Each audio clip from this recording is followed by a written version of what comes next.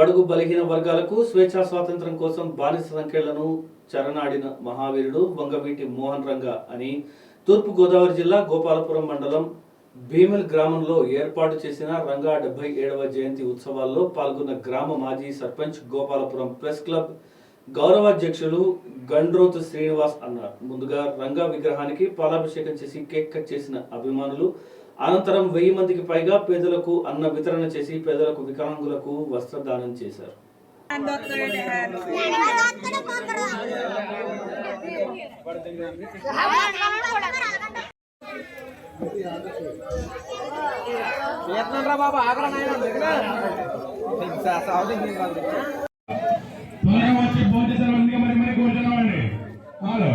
ఈ రోజు మన గ్రామంలో వంగవీటి రంగ గారి మోహన్ రంగ గారి అన్న సంతరణ కార్యక్రమం చేపట్టినప్పుడు ప్రతి ఒక్కరు కూడా వచ్చి భోజనాలకి మరి కోరుతున్నామండి.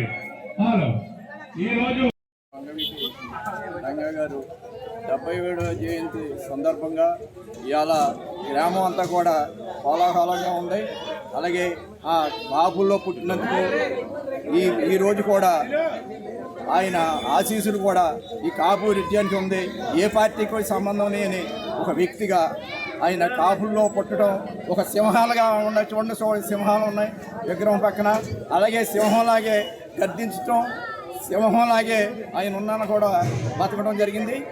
ఆయన ఉన్నా లేకపోయినా ఆయన వర్ధంతి కానీ జయంతి కానీ బాగా గ్రామాల్లో కూడా రాష్ట్రంలో కూడా చాలా విధ్యాసంగా జరుగుతుంది.